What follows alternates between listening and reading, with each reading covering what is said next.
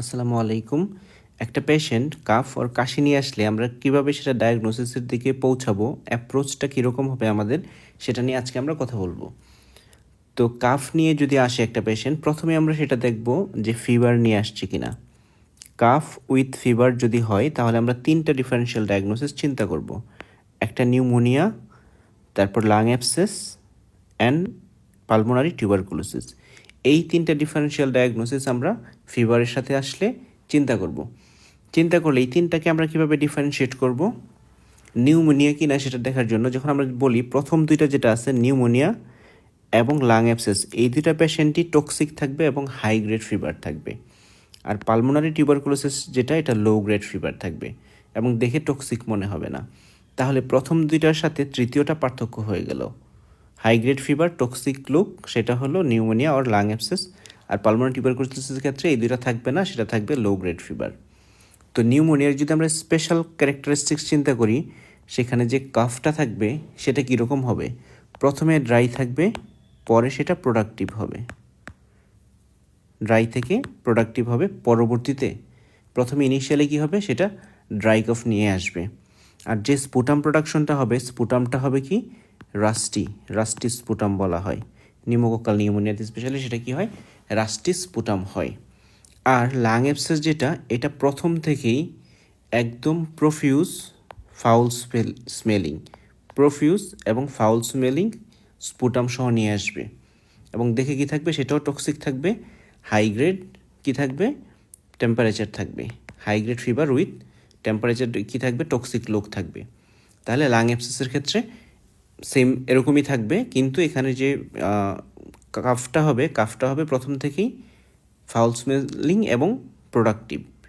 আর নিউমোনিয়ার ক্ষেত্রে প্রথমে ড্রাই, পরবর্তীতে প্রোডাক্টিভ হবে এবং স্পুটামটা হবে রাস্টি, আর এখানে ফাউল স্মেলিং হবে। তো এই দুটাকে ডিফারেন্সিয়েট করার জন্য আরেকটা খুব ইম্পর্টেন্ট জিনিস হলো লাং অ্যাবসেসের ক্ষেত্রে ক্লাবিং থাকবে, আর যেটা নিউমোনিয়াতে ইউজুয়ালি থাকে না ক্লাবিংটা। তাহলে এটা দিয়ে কী করা যায়, মোস্টলি ডিফারেন্সিয়েট করা যায় নিউমোনিয়া থেকে লাং অ্যাবসেস। এরপর দুটাকে যদি আমরা কী করতে চাই, ইনভেস্টিগেশন করতে চাই, ইনভেস্টিগেশন একটাই, চেস্ট এক্সরে যদি আমরা করি, চেস্ট এক্সরে দিয়ে কী করা যায়, দুইটাকে ডিফারেন্সিয়েট করা যায়। তো চেস্ট এক্সরে করলে সেখানে ডিফারেন্সিয়েট আমরা কীভাবে করব, যদি দেখি যে আমরা নিউমোনিয়াতে কী থাকবে চেস্ট এক্সরেতে ফাইন্ডিং আমরা চিন্তা করলে, সেটা হলো homogeneous opacity with air bronchogram. Homogeneous opacity with air bronchogram. আর লাং অ্যাবসেস যেটা, এটাতে কি থাকবে, একটা কেভিটি থাকবে, cavity with air fluid level. তাহলে এই দুটো মানে চেস্ট এক্সরে দিয়ে কী করা যায়, ডিফারেন্সিয়েট করা যায়। আর লাং অ্যাবসেসকে কী করা যাবে, এখান থেকে ডিফারেন্সিয়েট করা যাবে চেস্ট এক্সরে দিয়ে ফাইন্ডিং দেখেই। এরপর যদি আমরা টিউবারকুলোসিস চিন্তা করি, সেটা একটা ডিফারেন্ট এন্টিটি। তো টিউবারকুলোসিসটা কী থাকবে, লো গ্রেড ফিভার। আমরা জানি এখানে ফিভারটা থাকে কি, লো গ্রেড ফিভার থাকবে। আর এখানে যে কাফটা থাকবে, এটা হলো প্রোডাক্টিভ। প্রথম থেকে ইউজুয়ালি কী থাকে, প্রোডাক্টিভ থাকে। আর সাথে কী থাকে, হেমোপটাইসিস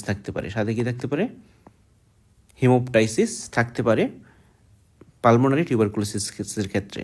এবং সেখানে নর্মাল যে ফিচার থাকে, যেমন low grade fever with evening rise of temperature, তারপর সিস্টেমিক ফিচার থাকে যেমন ওয়েট লস থাকে, মেলাইস থাকে, এই ফিচারগুলো থাকে।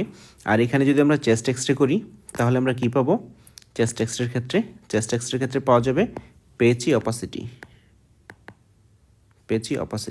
তো প্রথম ইনভেস্টিগেশন আমরা চেস্ট এক্সরে দিয়ে দেখতে পারি। এরপর এখানে তো অনেক ইনভেস্টিগেশন আছে, একদম ব্লাড থেকে শুরু করে জিন এক্সপার্ট পর্যন্ত অনেক ইনভেস্টিগেশন করা যায়। সেই ইনভেস্টিগেশনগুলোতে কী করতে পারি, আমরা এটাকে ডায়াগনোসিস করতে পারি। তাহলে যদি ফিভার সহ কাফ আসে, তাহলে এই তিনটা ডায়াগনোসিস আমরা চিন্তা করব এবং এই তিনটাকে কীভাবে ডিফারেন্সিয়েট করব সেটা আমরা দেখলাম। ফিচার থেকে ডিফারেন্সিয়েট করব, তারপর কী করবো, ইনভেস্টিগেশন করতে গেলে একটা ইনভেস্টিগেশন যদি করা হয়, চেস্ট এক্সরে করা হলে তিনটারই ফিচার পাওয়া যাবে।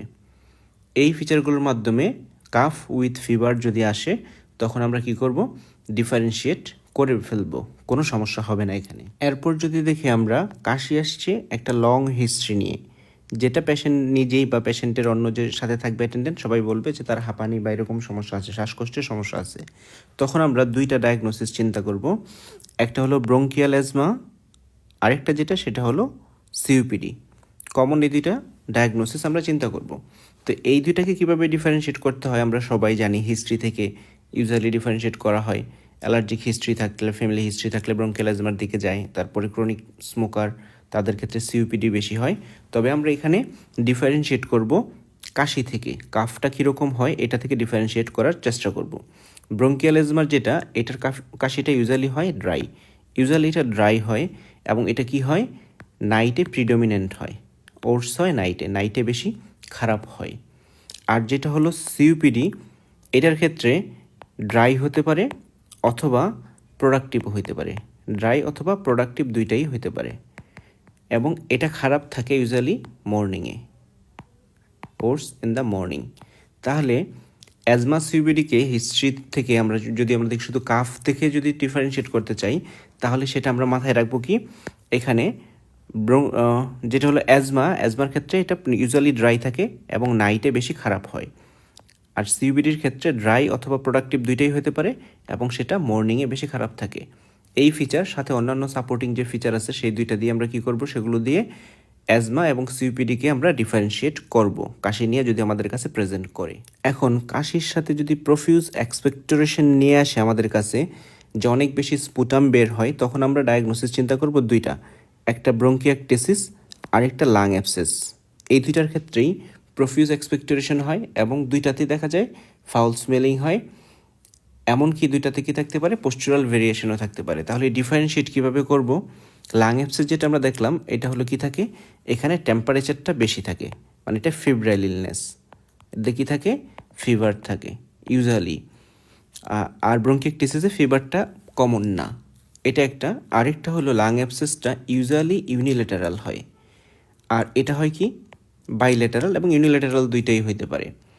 তো তারপর যেটা আমরা এখানে দেখতে হবে যে পোস্চুরাল ভেরিয়েশন হতে পারে দুইটার ক্ষেত্রে। আর এখানে কি হয়, ব্রঙ্কিয়াকটেসিসটা মর্নিংয়ে বেশি হয়, মর্নিংয়ে কি হয়, এটা বেশি এক্সপেক্টোরেশন হয়, কাফটা বেশি বের হয় মর্নিংয়ের ক্ষেত্রে। আর এখানে বেজাল ক্রিপিটেশন থাকে, বেজাল ক্রিপিটেশনটা অল্টার্ড বাই কাফিং, এটা একটা স্পেসিফিক ফিচার। আর যেটা আমরা লাং অ্যাবসেস দেখলাম, তো এই দুইটাকে যদি আমরা দেখি, ক্লিনিক্যাল ফিচার অলমোস্ট সেম, ফিভারটা লাং অ্যাবসেসে থাকে, এটা এখানে থাকে না। আর এটা ইউনিলেটারাল, এটা বাইলেটারাল হতে পারে, ক্লাবিং দুইটাতেই থাকতে পারে, পোস্চুরাল ভেরিয়েশন, তারপর যে কাফটা হয় এখানে স্পুটাম প্রোডাকশনটা দুইটাই সেম হতে পারে। তো তাহলে আমরা এখানে ডিফারেন্সিয়েট করবো কীভাবে? এইখানেও একটা চেস্ট এক্সরে করে ডিফারেন্সিয়েট করা যায়। চেস্ট এক্সরে করলে আমরা ব্রঙ্কিয়াকটেসিসের ক্ষেত্রে কি পাবো, হানিকম্ব অ্যাপিয়ারেন্স, হানিকম্ব অ্যাপিয়ারেন্স। আর যেটা হলো লাং অ্যাবসেস, সেটা তো আমরা দেখলাম, সেটা একটা কেভিটি পাবো যেখানে কি থাকবে, এয়ার ফ্লুইড লেভেল থাকবে। তাহলে এই চেস্ট এক্সরের মাধ্যমে ডিফারেন্সিয়েট করতে পারি। তারপরে ব্রঙ্কিয়াকটেসিসের জন্য স্পেশাল ইনভেস্টিগেশন আছে, যেটা হলো হাই রেজলিউশন সিটি স্ক্যান, সেটা দিয়ে কী করা যায়, ব্রঙ্কিয়াকটেসিসকে ডায়াগনোসিস করা যায়। তাহলে দেখলাম আমরা এই দুটাকে ডিফারেন্সিয়েট করাও খুব বেশি কঠিন কিছু না। কোনো স্পুটাম প্রোডাকশন ছাড়া যদি ড্রাই কফ নিয়ে আসে, তখন আমাদের মাথায় দুইটা ডায়াগনোসিস থাকবে। একটা হলো তার ড্রাগ হিস্ট্রিটা জানবো, সে এসি ইনহিবিটর খায় কিনা। আর যদি ড্রাগ হিস্ট্রিতে দেখা যায় এসি ইনহিবিটর খায় না, তখন সেটা হবে কাফ ভেরিয়েন্ট অ্যাজমা। তাহলে আমরা প্রথমে এসি ইনহিবিটর যেগুলো আছে, ক্যাপটোপ্রিল, লিসিনোপ্রিল, তাই সেই ওষুধগুলো দেখবো, রেমিপ্রিল সহ এই ওষুধগুলো দেখবো খায় কিনা কোনোটা। যদি এসি ইনহিবিটর নিয়ে থাকে পেশেন্ট, তাহলে মনে করব যে ড্রাই কফটা ডিউ টু এসি ইনহিবিটর। আর এসি ইনহিবিটর হিস্ট্রি না থাকলে তখন সেটাকে কাফ ভেরিয়েন্ট অ্যাজমা হিসাবে সেটাকে আমরা কাউন্ট করব। তাহলে ড্রাই কফ নিয়ে আসলে আমরা এই দুইটা ডিফারেন্সিয়াল ডায়াগনোসিস মাথায় রাখি। এগুলো ব্যতীত কমন কিছু ধরনের কাফ আছে যেটার সাথে স্পেসিফিক ডিজিজ অ্যাসোসিয়েটেড থাকে। তো এরকম কন্ডিশনগুলো যদি আমরা দেখি, যেমন persistent and worsening cough with haemoptysis, haemoptysis আছে, সাথে কি কাফটা পারসিস্টেন্ট কন্টিনিউয়াস থাকে এবং সেটা দিন দিন কি হয়, খারাপ হয়।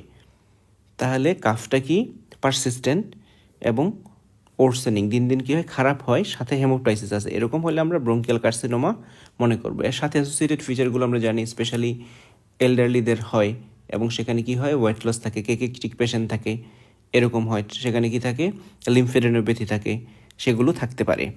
এরপর আরেকটা যদি হয় প্রোডাক্টিভ কফ, যেটা কি নকচার্নাল, মানে নাইটে বেশি হয়, উইথ ফ্রুদি স্পুটাম, এটা একটা স্পেসিফিক ক্রাইটেরিয়া যে ফ্রুদি স্পুটাম যদি হয় তখন সেটা এলবিএফ কিনা আমরা সেটা চিন্তা করব, কনসিডারেশনে রাখবো। এর পাশাপাশি এরকম হয় অনেকের ক্ষেত্রে দেখা যায় কফের কোনো কারণ পাওয়া যাচ্ছে না, সেক্ষেত্রে আমাদের এই হিস্ট্রি নিতে হবে যে cough after eating or drinking. Eating or ড্রিঙ্কিংয়ের পর যদি বেশি হয় এবং সাথে দেখা যায় পেশেন্ট কমপ্লেন করে হার্টবার্নের, তখন সেক্ষেত্রে কি কনসিডার করবো আমরা এটা জার্ড কিনা। জিআইটি কজে কিন্তু কি হতে পারে, এখানে কাফ হতে পারে। এরপর আরেকটা যেটা আছে যে কাফ থাকে অনেক দিনের cough with chronic rhinitis. Chronic রাইনাইটিসের পেশেন্টের যদি কাফ থাকে তখন সেটা পোস্ট নেজাল ড্রিপ কিনা সেটা আমাদের কনসিডার করতে হবে। তাহলে কমনলি কাফের সাথে এই ডিজিজগুলো অ্যাসোসিয়েটেড থাকে যেগুলো আমরা প্রথমে ডিসকাস করলাম, তার বাইরে এগুলোকে আমাদের কি করতে হবে, সবসময় কনসিডারেশনে রাখতে হবে। এই সবগুলো যদি আমরা কনসিডারেশনে রাখি তখন দেখা যাবে খুব সহজেই কি করা যাবে, একটা কাফ নিয়ে পেশেন্ট আসলে তাকে অ্যাপ্রোচ করে আমরা ডায়াগনোসিসের দিকে খুব কম সময়ে পৌঁছে যেতে পারবো।